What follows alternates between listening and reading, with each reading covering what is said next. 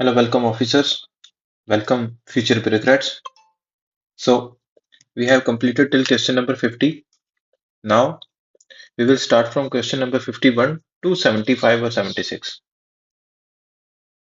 Okay, so शुरू करते हैं, ज़्यादा टाइम नहीं वेस्ट करेंगे. Question number 51. Consider the following type of vehicle: full battery electric vehicle, hydrogen fuel cell vehicle, fuel cell electric hybrid vehicle. How many of the above considered as alternative powertrain vehicle? Although अगर आपको समझ आ रहा है question hall में बैठ के कि power train vehicle है क्या, तो इस क्वेश्चन को करना लिटिल बिट इजी हो जाएगा. But as of now, power train का सिंपल मतलब है कि जो जनरेट करेंगे पावर एंड डिलीवर कर देंगे व्हीकल्स को, सॉरी व्हील्स को. Then as it is question paper में ऐसे बहुत सारे क्वेश्चन आएंगे, और अभी almost next 10 to 15 question similar से पैटर्न पे चलेंगे. तो उनका एक सिंपल आंसर है, अगर आप डैम श्योर हैं कि भाई मैं फैक्ट के साथ इस चीज को बैक कर सकता हूं और इसलिए ये चीज गलत है, otherwise be broad whenever you are taking the consensus, whenever you are taking the decision. बड़ा ब्रॉड थिंकिंग रखनी है चीजों में. ठीक है, खुद को कंस्ट्रेंट नहीं करना है कि यार ये होगा ये नहीं होगा, बिल्कुल नहीं. प्रॉपर ब्रॉड थिंकिंग रखनी है इस type of question. So alternative power train vehicle, full battery electric vehicle, okay, hydrogen fuel cell vehicle and full cell electric hybrid vehicle. Just alternative power train vehicle एक दूसरे vehicle होंगे जो combustion engine पे चलते हैं, जो diesel petrol के engine है, उनको छोड़ के बाकी सारे के सारे पावर ट्रेन व्हीकल है alternative. Okay, so this is also right, this is also right, this is also right. Answer is all three.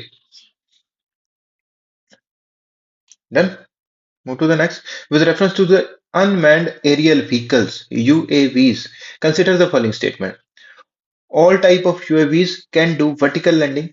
All type of UAVs can do automated hovering. All type of UAV can use battery only as a source of power supply. How many of the above statement given above are correct? Here, नीचे options है only one, only two, only three and none. So इस type का question करना कि ये question वो है कि हमें इनसे नंबर लेने ही लेने हैं, और ये बिना पढ़े हुए नंबर आएंगे आपके. जस्ट एक सिंपल सी अंडरस्टैंडिंग रखनी है. All type of UAV can do vertical landing. क्या कुछ यूएवी ऐसे हो सकते हैं वर्टिकल लैंडिंग ना लेते हो? डन. अगर तो वो उसमें ऊपर रूटिंग के लिए ब्लेड्स लगे हैं तो ऊपर जाएगा, अदरवाइज अगर विंग्स लगे हुए हैं तो वर्टिकल लैंडिंग नहीं, उसके लिए रनवे चाहिए. सो कोई ना कोई तो हो सकता है. अगर एक सिंगल यूएवी भी ऐसा हो जो वर्टिकल लैंडिंग ना कर सकता हो, ये स्टेटमेंट गलत. All type of UAV can do automated hovering. भाई कोई टाइप ऑफ यूएवी तो होंगे जो ऑटोमेटेड होवरिंग नहीं करते होंगे, गलत. All type of UAV can use battery only as a source of power supply. भाई कोई तो ऐसा यूएवी होगा जो बैटरी ना यूज करके होगा, फ्यूल किसी टाइप ऑफ फ्यूल यूज करता होगा. This is also wrong. Correct we have to identify and none option में है, नन पे आ जाओ. बिल्कुल भी नहीं सोचना, बिल्कुल ब्रॉड रखना है इस टाइप ऑफ क्वेश्चन में अपने माइंडसेट को. Okay, in the context of electric vehicle battery consider the following statement. Electric vehicle की बैटरीज के बारे में क्वेश्चन है, कुछ स्टेटमेंट्स को कंसिडर करना है. कोबाल्ट, ग्रेफाइट, लिथियम एंड निकल, how many of the above usually make up battery cathode. अब इनमें से कौन सा यूजुअली बैटरी के कैथोड पे आएगा? बैटरी में दो एंटीना दो होंगे, एक कैथोड होगा एक एनोड होगा. कैथोड पॉजिटिव होगा, एनोड नेगेटिव होगा. सो कोबाल्ट, ग्रेफाइट, लिथियम निकल. मैं आंसर पे ऑल फोर पे गया, बट स्टिल ऊपर वाले क्वेश्चन में, इस क्वेश्चन में और इस क्वेश्चन में एग्जामिनर ब्रॉड जाने के बारे में बोल रहा है. बट इस टाइप ऑफ क्वेश्चन को अगर ध्यान से देखें, एग्जामिनर आपको खुद रिस्ट्रिक्ट कर रहा है कि बताओ अब कैथोड पे क्या है. एग्जाम में मैं डाउटेड था कि यार ग्रेफाइट को एनोड पे यूज करते हैं, पर मैं ओपनली डिसीजन नहीं ले पाया कि यार इसको मानना या नहीं मानना, क्योंकि ऐसा एग्जैक्ट फैक्ट आ नहीं रहा था माइंड पे. ठीक है, that is why I go very broad. और ये कुछ भी कोई गलती नहीं है, अगर जाओ, अगर तुम्हें लग रहा है कि यार ब्रॉड जाना ही बेटर है रादर देन कुछ कंस्ट्रक्ट करें खुद को, गो फॉर ब्रॉड। कुछ भी गलती नहीं कर पा रहे, कुछ नहीं होगा, गलत हो जाएगा, कोई फर्क नहीं पड़ने वाला। देन एक सिंपल सी बात रिमेंबर कर लेना, ग्रेफाइट एनोड पे आएगा, बाकी की बाकी तीनों कबाड़ लिथियम एंड निकल, ये तीनों के तीनों कैथोड पे आएंगे। Okay, consider the following: cigarette butt, eyeglass lenses, car type. How many of the above then contain plastic? भाई ऊपर में से कौन प्लास्टिक कंटेन करता है? Only one, only two, all three and none. Simple है भाई, सिगरेट बट्स में हो सकता है इतनी सारी सिगरेट्स हैं, किसी में प्लास्टिक यूज होता होगा, कोई ना कोई तो आई ग्लास होगा जिसमें प्लास्टिक यूज होता होगा, कार टाइप टायर में तो प्लास्टिक यूज होता ही है। आ जाओ ऑल थ्री पे, बी ब्रॉड। ये सब फ्री के नंबर है। Okay, consider the following substance: ethanol, nitroglycerine and urea. Coal gasification technology can be used in the production of how many of them? अगर पता है तो ही काटना, otherwise go for the all three. कुछ भी गलती नहीं करेगा, नेट पॉजिटिव ही गेन करके आओगे। अगर आप नाइट्रोग्लिसरीन पे श्योर हो कि भाई नहीं यूज होती, ओनली टू ही हो रहा है, then otherwise go for the broad. उसने क्वेश्चन में बोला था can be used. Okay, that is why I go for the all three. Answer here is only two. Nitroglycerine नहीं यूज होता। नाइट्रोग्लिसरीन यूज होगा डायनामाइट और एक्सप्लोजिव बनाने में। इवन अल्फ्रेड नोबल ने भी इसको यूज किया था मैन्युफैक्चर करने के लिए डायनामाइट में नाइट्रोग्लिसरीन को। ओके, और कोल गैसिफिकेशन क्या है?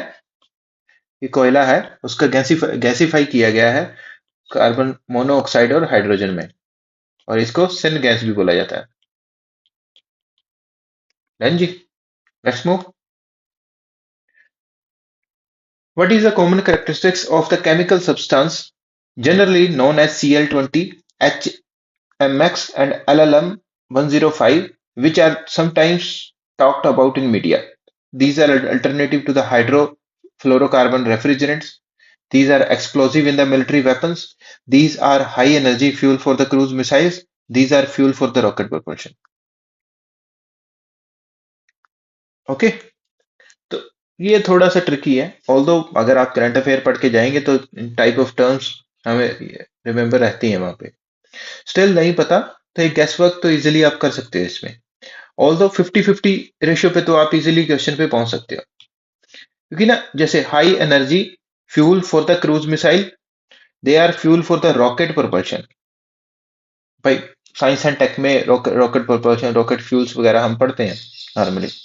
वो तीन टर्म्स है, एक तो नहीं है, कुछ तो आता होता। और बार बार फ्यूल फ्यूल की बात हो रही है, सम हाउ एग्जामिनर ट्राई कर रहा है अपने माइंडसेट को डाइवर्जन करने के लिए। तो आंसर इन दोनों में से एक होगा, या तो ये हाइड्रोकार्बन होंगे, रेफ्रिजरेंट होंगे, या फिर ये एक्सप्लोजिव है, मिलिट्री वेपन्स में यूज हो रहे हैं। Done. So as of now इसका आंसर है these are explosive use in the military weapons. Okay, CL20, HMX and LLM105। Okay, remember रहेगा, इस टाइप ऑफ क्वेश्चन एक दो क्वेश्चन आते ही आते हैं, और समटाइम्स वो क्वेश्चन कभी क्लू छोड़ते ही नहीं है आपके लिए।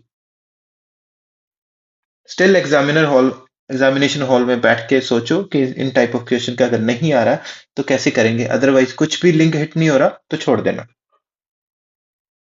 Okay, next question, consider the following statement: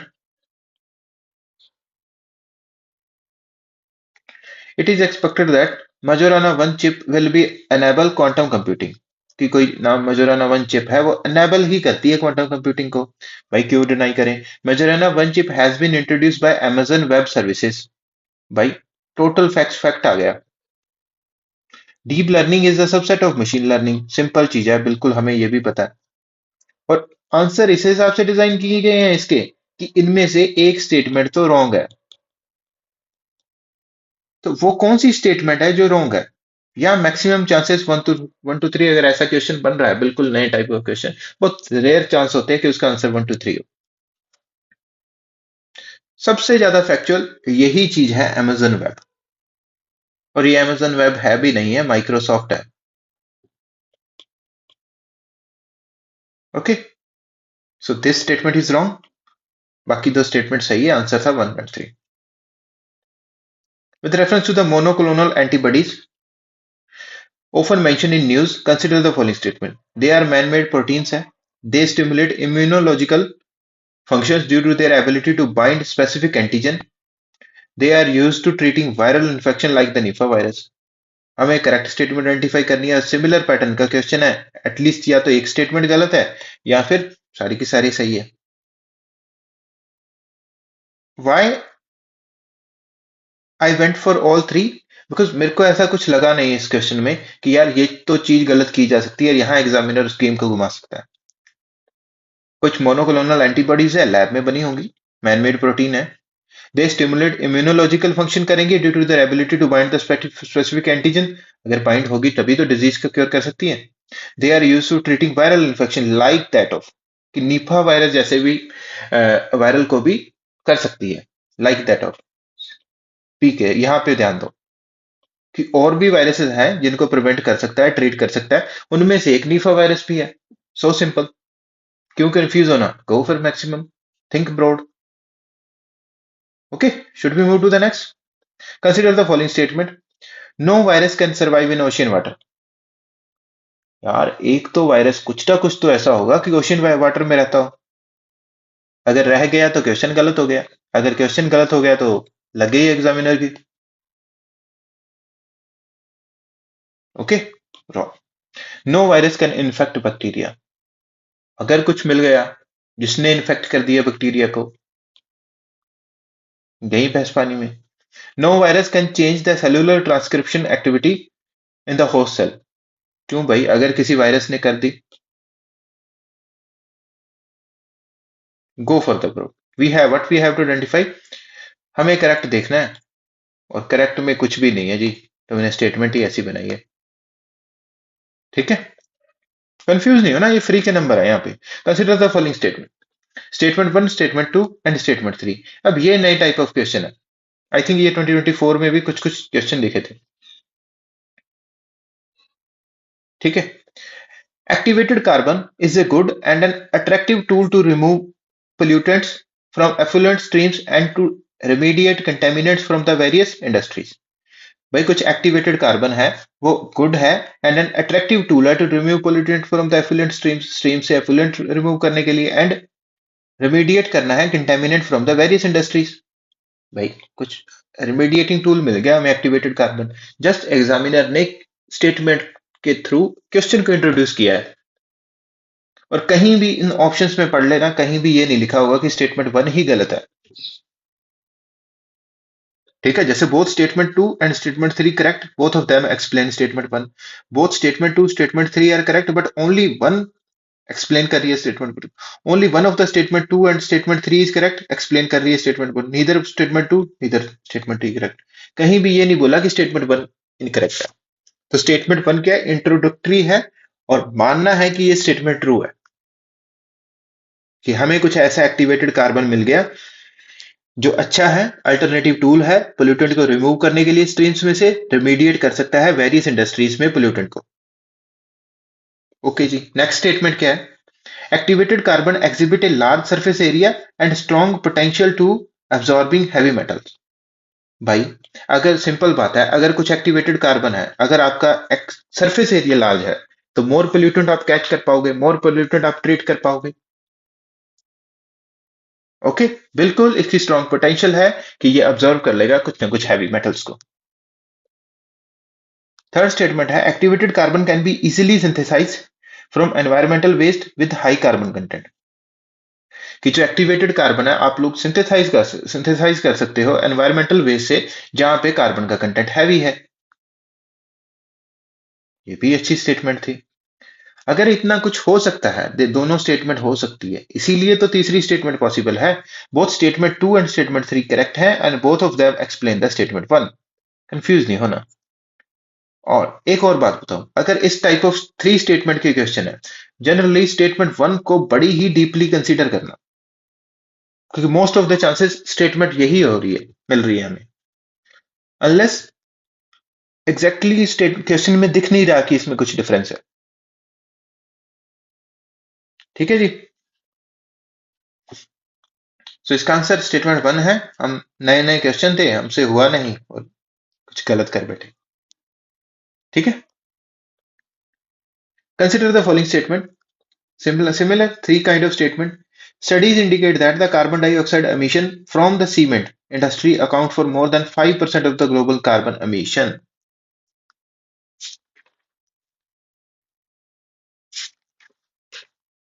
ठीक है जी। इंट्रोडक्टरी स्टेटमेंट है कि स्टडी ने इंडिकेट कर दिया कार्बन डाइऑक्साइड का एमिशन फ्रॉम द सीमेंट हो रहा है वो 5% से ज्यादा हो रहा है, जो ग्लोबल का कार्बन एमिशन हो रहा है। क्यों हो रहा है ये सब? Silica bearing clay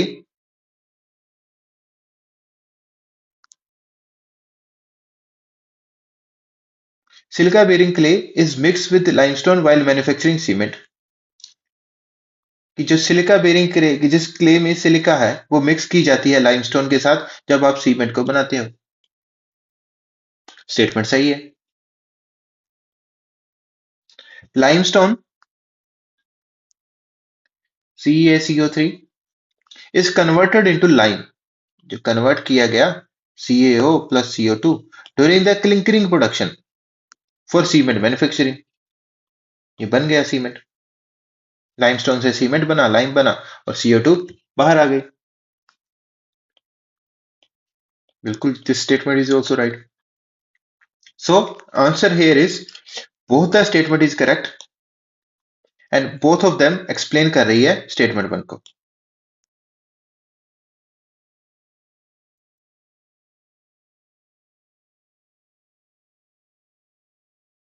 hold on, hold on, sorry, I am taking back my words.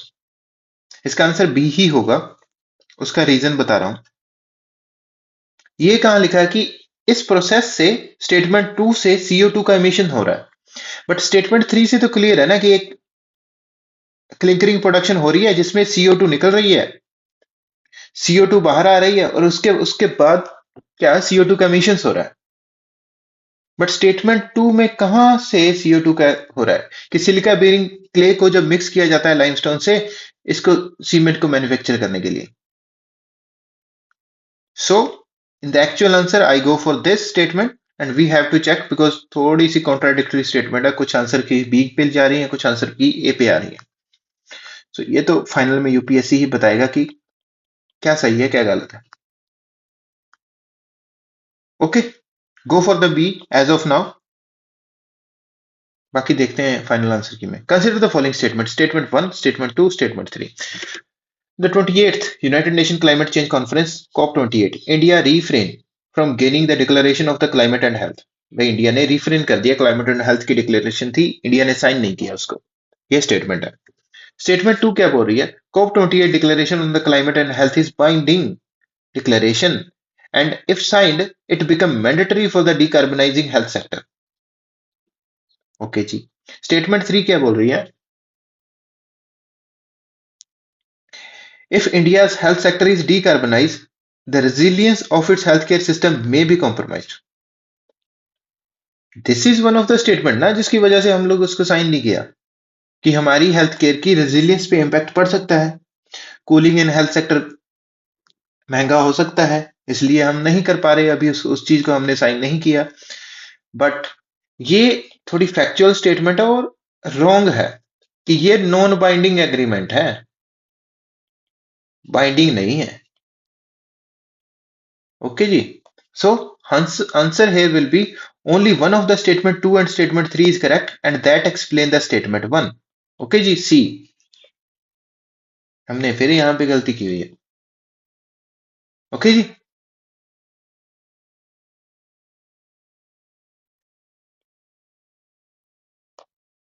Statement number B गलत है, स्टेटमेंट नंबर 3 सही है और ये बैक कर रही है स्टेटमेंट नंबर 1 को। Next 63 statement number 1 scientific study suggest that the shift is taking place in the earth rotation and axis axis. कि अर्थ की एक्सेस में रोटेशन और इसके एक्सेस में शिफ्ट आ रहा है। कुछ स्टडीज पे बता रही है। Solar flare are associated coronal mass ejection bombard the Earth's outermost atmosphere with tremendous amount of energy. Okay जी. As the Earth polarized melt, the water tend to move toward the equator. Simply in दोनों statements में अब ये बताओ कि कौन सी statement link कर रही है स्टेटमेंट नंबर वन से। भाई तुम बात कर रहे थे रोटेशन और एक्सेस की बात कर रहे थे कि इसमें कुछ शिफ्ट आ रहा है, शिफ्ट टेकिंग प्लेस का हो रहा है। और स्टेटमेंट थ्री की बात कर रही है क्योंकि जो पोलर आइस मेल्ट हो रही है उसकी वजह से जो वाटर है टेंड टू इक्वेटर जा रहा है, जो अर्थ का बैलेंस है वो शिफ्ट हो रहा है, सी लेवल राइज हो रहा है, ग्लेशियर मेल्ट हो रहे हैं, ग्राउंड वाटर डिसबैलेंस हो रहा है। ये स्टेटमेंट तो लिंक करती है ना इजीली, बट अब ये कहां से आ गई? क्या आउटर इंपैक्ट पड़ेगा उस चीज का सोलर, अगर ये डायरेक्ट इंपैक्ट है इस चीज का? एज ऑफ नाउ मेरे को नहीं लगता कि ये डायरेक्ट इंपैक्ट है। So go for statement two. Statement two and statement three both है तो correct, but only one of them explain कर रही है स्टेटमेंट वन को, कि ये स्टेटमेंट अपने आप में गलत नहीं है कि solar flare and associated coronal mass ejection हुआ, bombard the earth atmosphere, outer most atmosphere and tremendous amount of energy, कि बम्बार्ड कर रहे हैं अर्थ के आउटर मोस्ट एटमॉस्फेयर में ट्रेमेंडस अमाउंट ऑफ एनर्जी से। ओके जी। तो the statement as it is सही है, बट ये लिंक नहीं है स्टेटमेंट के साथ। सो दैट इज वाई ये ऑप्शन भी यूपीएससी ने खुद रखा कि एक कुछ भी उठा के डाल दो और चेक करो both the statement and statement two and statement three correct है, बट जी only one of them explain कर रही है स्टेटमेंट वन को। बी केयरफुल, ये भी ऑप्शन है उसमें। Okay, consider the following statement. Question number 64. Article 6 of the Paris Agreement on the Climate Change is frequently discussed in global discussion on sustainable development and the climate change.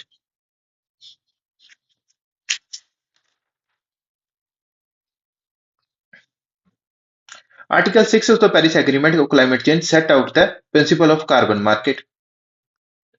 Article 6 of the Paris Agreement on Climate Change intend to promote inter-country non-market strategy to reach out their climate targets.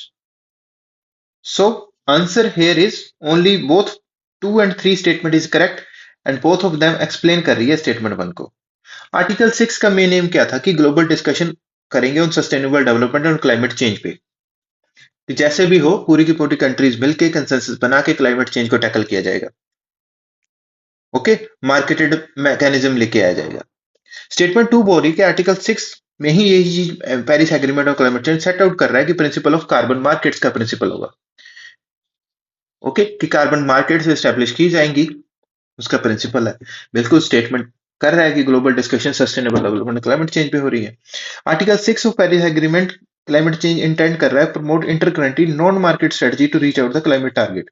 भाई market, मेरे mind में क्या चल रहा था कि non market की जगह मार्केट हो। भाई ओपनली सोचो ना चीजों को, क्यों नॉन मार्केट को रिस्ट्रिक्ट किया जाएगा? उसको भी रखा जाएगा ना, जस्ट सम हाउ कैसे भी करो तुम क्लाइमेट चेंज को कम करो, सभी के सभी प्लेयर्स को बीच लेके आओ, ऑल स्टेक होल्डर को एंगेज करो क्लाइमेट चेंज को सस्टेनेबल डेवलपमेंट के लिए। तो क्यों इस टाइप ऑफ थिंकिंग को रिस्ट्रिक्ट करना? और इसी ओवर थिंक के चलते मैं वहां एक्चुअल एग्जाम में क्वेश्चन को गलत करके आऊं, और मैं नहीं चाहता कि आप लोग ये गलती करें। Okay ji. So this statement is also explaining the statement number one. So both the statement two and statement three correct है, और बोथ ऑफ देम एक्सप्लेन भी कर रही है आर्टिकल 6 को, स्टेटमेंट वन को। Which of the following will launch the Nature Solution Finance Hub for the Asia and Pacific? अब ये थोड़ा फैक्चुअल क्वेश्चन है, अगर आता है तो आ रहा है, नहीं आ रहा तो अननेसेसरी कुछ भी ब्लंडर मत करके आना।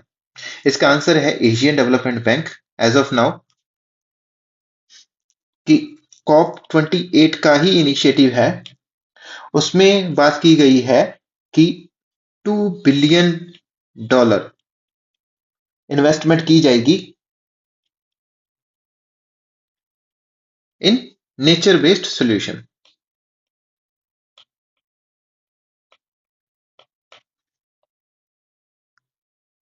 प्लस जो प्राइवेट कैपिटल है उसको भी इंगेज किया जाएगा, लेके आया जाएंगे।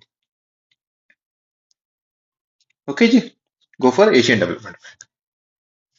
Next question is 4066 with reference to direct air capture and emerging technology, which of the following statement correct, कौन कौन सी स्टेटमेंट करेक्ट है? डायरेक्ट एयर कैप्चर करनी है एंड एन emerging टेक्नोलॉजी है, दूसरी चीज वो बोल रहा है कि ये emerging टेक्निक है। अब इसके लिए कुछ स्टेटमेंट्स है। It can be use a way to carbon sequestration. भाई, एक तो कार्बन कैप्चर एंड सिक्वेस्ट्रेशन एक टेक्निक है, बट उसके बाद एक नई टेक्निक आई है डायरेक्ट एयर कैप्चर। और कार्बन कैप्चर सिक्वेस्ट्रेशन में हम क्या करेंगे कि कोई स्टील प्लांट है उसके पास में ही कार्बन कैप्चर किया जाएगा, उसको जो अंडरग्राउंड जो वेल्स हैं उनमें रिस्टोर किया जाएगा, स्टोर किया जाएगा। डायरेक्ट एयर कैप्चर क्या है? कहीं भी आप CO2 को कैप्चर कर रहे हैं और एट एनी लोकेशन आप इस चीज को एस्टेब्लिश कर सकते हो। तो इट कैन बी यूज, भाई कैन बी यूज सिंपल लिखा है कि यार किया जा सकता है as a way to carbon sequestration. भाई क्यों गलत माने इस चीज को? It can be a valuable approach for plastic production and food processing. भाई ये हो सकता है, वैल्यूएबल अप्रोच बन सकती है प्लास्टिक के प्रोडक्शन के लिए एंड फूड की प्रोसेसिंग के लिए। ओके, जैसे ये कैंस में CO2 फिलअप की जाती है, सोडा के कैन है, हम कोल्ड ड्रिंक्स वगैरह पी रहे हैं, भाई उस टाइप ऑफ में फूड प्रोसेसिंग में इसको यूज किया जाएगा। बिल्कुल so simple statement. In aviation it can be a source of carbon for combining with hydrogen to create synthetic low carbon fuel. भाई बिल्कुल बिल्कुल सही स्टेटमेंट है। जस्ट मैंने क्यों गलत किया एक्चुअल एग्जाम में? मैं ओवरथिंक कर रहा हूँ चीजों को बैठ के। और बहुत सारे क्वेश्चन जो कट ऑफ 130-40 CGP में मैं पहुंच सकता था, इन छोटी छोटी गलतियों की वजह से वो 106 107 यहाँ पे रुक गया। मैं नहीं चाहता कि आप लोग इन सिंपल सिंपल गलतियों को करें। Be practice on, again and again इन चीजों पे प्रैक्टिस करो और इजीली नंबर गेन करो। बी ब्रॉड, अगर कुछ इमर्जिंग टेक है, पहली चीज बोल रहा है इमर्जिंग टेक है, फिर वो बोल रहा है कि एविएशन में इसको as a source of carbon for combining with hydrogen, carbon और हाइड्रोजन को कंबाइन करेंगे, एक सिंथेटिक लो कार्बन फ्यूल बना देंगे। कितने माइनर लेवल पे ये टेक्निक काम कर रही है मैटर नहीं करता, अगर ये चीज हो सकती है तो इसकी यूटिलिटी है। That is why science and tech के आंसर को हम ब्रॉडली ही सोचेंगे। Okay ji, so this statement is also right, answer here is 1 2 and 3। ठीक है। Regarding peacock tarantula, Gooty tarantula, consider the following statement. अब ये कौन सी स्पीशीज है? एग्जाम हॉल में पहली बार सुनने को मिल रही है। एक्चुअल एग्जाम हॉल में मेरे को नहीं पता था कि ये क्या है।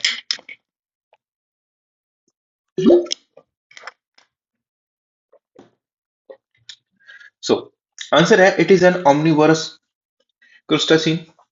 Its natural habitat in India is only limited to some forested area. It's a natural in its natural habitat is it an arboreal species, कि पेड़ पर रहती है ये स्पीशीज। ओके, ये उस टाइप का क्वेश्चन है भाई, आप या तो आपकी दो स्टेटमेंट गलत है या तीन स्टेटमेंट गलत है। Correct we have to identify. So what I did, identified सबसे वो कौन सी स्टेटमेंट है जिसको इजीली ट्विक किया जा सकता है। भाई ओमनीवोरा ना हो, कार्निवोरा हो, हर्बीवोरा हो, कुछ भी हो सकता है। पीकॉक ट्रेंटुला है। ओके, सो मेरे को ये स्टेटमेंट लगी कि यार अगर एग्जामिनर को कुछ घुमाना है, अगर एग्जामिनर को कुछ चेंज करना है तो वो ये रहा।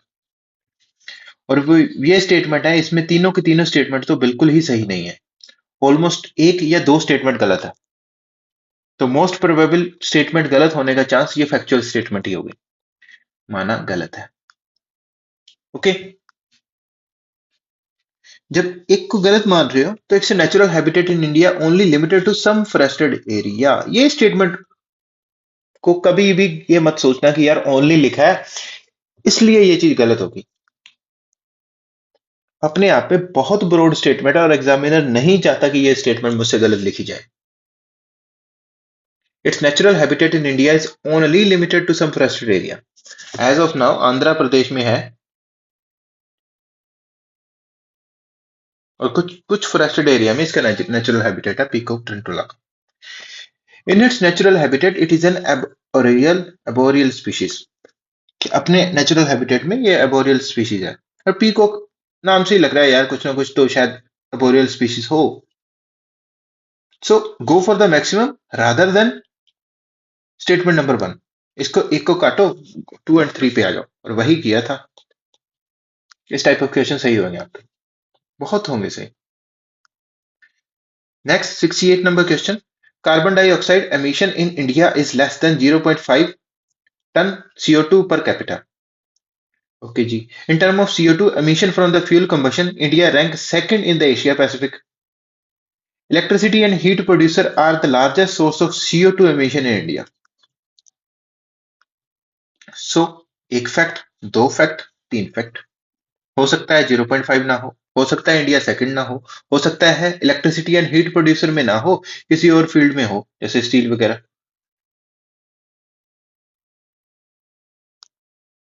सो क्या करना है, एज ऑफ नाउ अभी के लिए बता रहा हूं कि ये 0.5 टन नहीं है, ये क्लोज टू 2 टन है। और ये ग्लोबल एवरेज जो 4.7 टन है उससे बहुत कम है।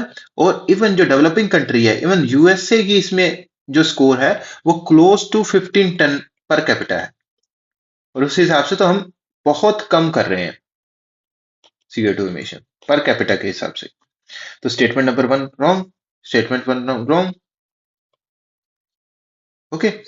In terms of CO2 emission, India from the emission from the fuel combustion, India rank second बनता भी है, चाइना के बाद हो सकता है कि हम इसके में सेकंड हो, और सेकंड है भी, ये स्टेटमेंट सही है। इलेक्ट्रिसिटी एंड हीट प्रोड्यूसर बिल्कुल, ये भी सही सही चीज है। Okay, go to and three, statement number one wrong है।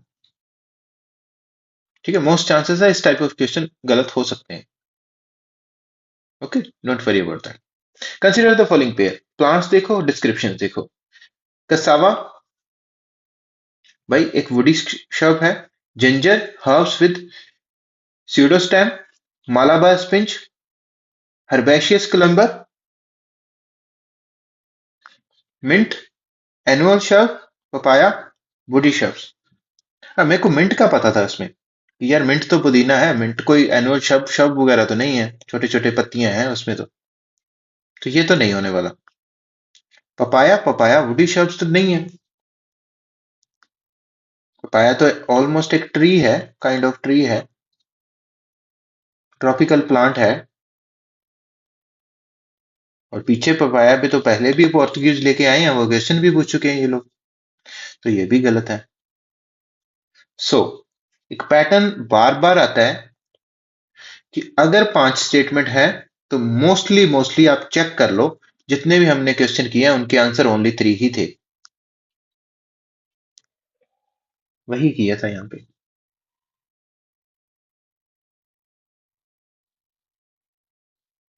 ठीक है जी। जैसे मालाबार स्पिंच के बारे में पता लगता है ना, कुछ हर्बेशियस क्लाइंबर है। जिंजर हर्ब विद स्यूडोस्टेम है, टेक्निकल सा कुछ लिखा गया है ना इसके साथ, स्यूडोस्टेम। कसावा एक वुडी शर्ब है। अगर ये वुडी शर्ब है, ये वुडी शर्ब है, इन दोनों में से कोई एक तो सही होगा ना, डेफिनेटली ये गलत होगा। यही यूपीएससी देख रहा था कि तुम देख लो कौन सा गलत है इसमें। ओके जी। With reference to the planet Earth, consider the following statement: rainforests produce more oxygen than produced by the ocean। भाई ये बोल रहा है कि अर्थ में रेन फॉरेस्ट मोर ऑक्सीजन प्रोड्यूस कर रहे हैं ओशियन के कंपैरिजन से। Marine phytoplankton and the photosynthetic bacteria produce 50% of the world oxygen. कि ऑलमोस्ट वर्ल्ड की 50% जो ऑक्सीजन है, marine phytoplankton and photosynthesis bacteria produce कर रहे हैं। Well oxygenated surface water contain several fold higher oxygen than the atmospheric air। बताओ जी। हमने इस क्वेश्चन को लीव किया क्योंकि एज सच कुछ क्लू मिल नहीं रहा था। स्टिल एज ऑफ नाउ कर चुके हैं आप तो सब कुछ। इसका आंसर सिंपल है, रेन फॉरेस्ट नहीं। Ocean produce more oxygen than the rain forest. One cheat. This statement is wrong. Marine phytoplankton and the photosynthetic bacteria produce 50% of the water oxygen. This is the right statement. Remember this statement. Or third thing, well oxygenated surface water contains several folds higher oxygen than the atmospheric air. नहीं, atmospheric air बहुत ज्यादा है if we compare करें तो surface water में। Surface water पर litre के हिसाब से देखें तो 8 mg पर लीटर के हिसाब से ऑक्सीजन है। But if we compare to the atmospheric air, this is close to 210 mg per litre. Okay ji, so here answer would be only two. This statement is also wrong. This is also wrong क्योंकि ocean ज्यादा produce कर रहे हैं oxygen rain forest से, और ये 50% air ही है भाई। ओके जी, डन। नेक्स्ट क्वेश्चन है, consider the following countries, how many of the above are members of the NATO. बहुत न्यूज में चल रहा था नाटो, और उसके मेंबर्स पूछ लिए।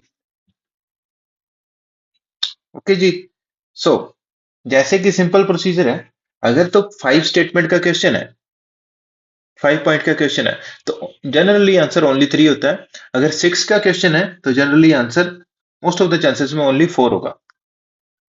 और ये पैटर्न्स है, बहुत साल से यही चल रहा है। यूपीएससी भी कुछ बहुत ज्यादा गेम नहीं खेल रही।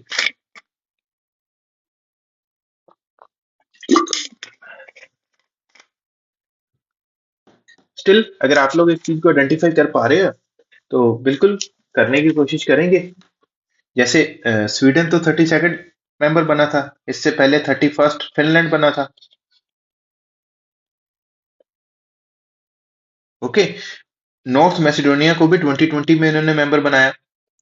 फिर 2004 में बुल्गारिया भी मेंबर है, और 2009 में क्रोएशिया को भी मेंबर बनाया गया। ऑस्ट्रिया और सर्बिया इसके मेंबर नहीं है। Remember my words, okay. So for next time just इतना ही नहीं, बाकी जो कंट्रीज हैं नेटो की मेंबर, उन पे भी फोकस करना थोड़ा, ठीक है, क्योंकि बहुत ही रैकरिंग न्यूज में चल रहा था, और इसी की वजह से तो यूक्रेन और रशिया वॉर चल रहा है, नाटो का एक्सपेंशन हो रहा है ऑलमोस्ट। नाटो ने ईस्टर्न यूरोप तक, रशिया के बॉर्डर तक टच कर चुका है, जब फिनलैंड नेटो में आ चुका है तब तक। सो बहुत ही कंटेंशियस जियोपॉलिटिकल इश्यूज है। Consider the following countries, Andes mountain passes through how many of the above countries. देख लो, ओनली 4 इसका आंसर था, ओनली 4 ही इसका आंसर होगा। कितना भी चेक कर लो, यूपीएससी यही घुमा रहा है, ठीक है, मोस्ट ऑफ द चांसेस यही होते हैं। ओके, चेक कर लो, साउथ इंडिया, साउथ अमेरिका बनेगा तो उसमें जो यहाँ एंडीज माउंटेन रेंज है, और यहाँ जहाँ जो कंट्री है, यहाँ जो कंट्रीज आ रही हैं वो इसकी मेंबर है। सो बोल्विया, कोलंबिया,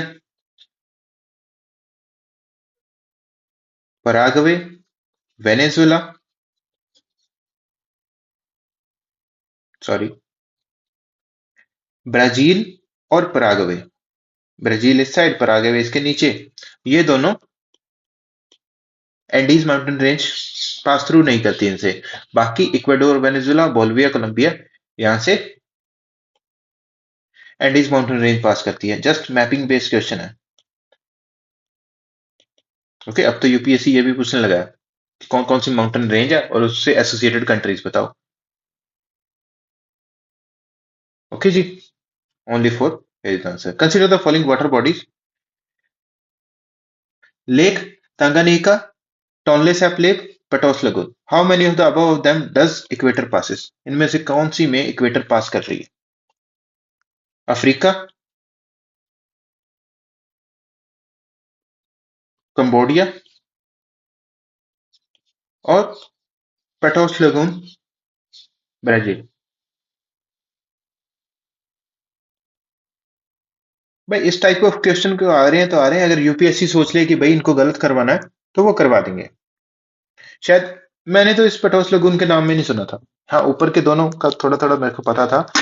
एग्जैक्ट अगर वो रिवर इक्वेटर पास कर रही है कि नहीं, अब ये मैंने कभी नहीं मैच करके देखा। तो मुझे लगा यार ऐसा तो क्या ही बनाएगा कि नन आंसर बना देगा इस टाइप ऑफ फैक्चुअल क्वेश्चन में। बट यूपीएससी है, कुछ भी कर सकता है और उन्होंने किया। Okay, here answer is none. इन तीनों में से कहीं भी नहीं जा रही। हाँ, यहां से नहीं जा रही, लेकिन एक विक्टोरिया से अफ्रीका में इक्वेटर पास कर रही है। इस फैक्ट को रिमेंबर कर लेना आगे आगे, आगे के लिए। Consider the following statement about the turmeric during the year 22-23। Turmeric के बारे में कुछ स्टेटमेंट है। India is the largest producer and exporter of turmeric in the world. Sense भी बनाती है बात। More than 30 variety of turmeric are grown in India. More than 30 variety. Okay, range of data. Maharashtra, Telangana, Karnataka and Tamil Nadu are the major turmeric producing state in India. अगर अब ये वो statement है जिसमें अगर एक भी स्टेट आपने ट्वीट कर दिया तो स्टेटमेंट रॉन्ग हो गई। एज ऑफ नाउ ये भी थोड़ा कंटेंशियस सा इशू है। कुछ कोचिंग कुछ बोल रही हैं, कुछ कोचिंग इंस्टीट्यूट कुछ बोल रहे हैं। बट एज ऑफ नाउ इसका आंसर 1 और 2 ही रखना। ओके, थोड़ा सा ये भी इशू क्रिएट करने वाला क्वेश्चन है। इवन इसके लिए ये बता देता हूं कि टर्मरिक के जो वर्ड शेयर है, हम 62% टर्मरिक के वर्ड शेयर को कंट्रोल कर रहे हैं। और बहुत बड़ी बात है। जब मोर देन 30 वेराइटीज है, रेंज ऑफ डाटा है, एग्जैक्ट डेटा नहीं है। 30, 40, 50, 31 कितना भी हो सकता है। नेक्स्ट क्वेश्चन है, which of the following are the evidence of the phenomenon of continental drift. Simple geography जब हम शुरू करेंगे, फिजिकल वर्ड ज्योग्राफी, भाई ये कॉन्टिनेंटल ड्रिफ्ट थ्योरी ही हम लोग पढ़ते हैं। तो उसी ड्रिफ्ट थ्योरी पे ही क्वेश्चन है। The belt of ancient rocks from Brazil coast matches with those of the western Africa. सही बात है जी। The gold deposit of Ghana are derived from the Brazil plateau when the two continent lay side by side. बिल्कुल, ये भी सही बात है। The Gondwana system of sediments from India is known to have its counterpart in the sixth different land masses of the southern hemisphere. अगर आप इस चीज को लेकर कंफ्यूज हो गए कि यार 6 ना होके 5, 4, 3, 2 हो गए, तो फिर भाई अब गड़बड़ करेंगे। ठीक है, बी ओपन इस टाइप ऑफ क्वेश्चन में, क्योंकि ये दो स्टेटमेंट हमने देखी है। शायद ये स्टेटमेंट हम ना पढ़ के गए हैं, और एक्चुअल में इसका आंसर 1, 2 एंड 3 ही था। यूपीएससी बताना चाह रहा है गोंडवाना सिस्टम ऑफ सेडिमेंट्स है इंडिया में, known for have is counter part in the 6 different land masses in the southern hemisphere, like Africa, Falkland island, Madagascar, Antarctica and Australia, something like that. इस करके छह type of 6 different land masses है southern hemisphere में। Okay जी, simple question geography का। गो for the maximum. Consider the following statement, statement 1, statement 2। The amount of dust particle in the atmosphere is more in subtropical and temperate area than the equatorial and polar region। Okay जी, जो जो dust particle है, amount of dust particle सब tropical और temperate area में ज्यादा है अगर हम कंपेयर करें इक्वेटोरियल और पोलर रीजन से। बिल्कुल भाई, बात भी जमती है। पोलर रीजन, इक्वेटोरियल रीजन क्या है? ज्यादा ह्यूमिड रीजन होगा, है भी ह्यूमिड रीजन। पोलर रीजन भी ज्यादा सब ट्रॉपिकल हाई प्रेशर जोन है यहाँ पे। सो बहुत चांसेस है ये स्टेटमेंट सही। सब tropical and temperate area have less dry wind. नहीं जी, लेस ड्राई विंड नहीं, यहाँ पे ड्राई विंड तो है, ओनली ड्राई विंड है, लेस नहीं है, मोर है। एग्जामिनर ने घुमा दिया इस चीज को। इसीलिए तो अगर ड्राई विंड है तभी तो डस्ट पार्टिकल ज्यादा है। अगर लेस ड्राई विंड होती, हैवी होती विंड, तो डस्ट पार्टिकल क्यों होते? So go for statement 1 is correct, statement 2 is not correct. Okay ji, so we have covered till question number 76। Just 2025 की सीरीज में अब 24 क्वेश्चन ही बचे हैं। सो उसको हम नेक्स्ट वीडियो में कवर करेंगे। ओके जी, thank you so much officers. Bye bye, take care.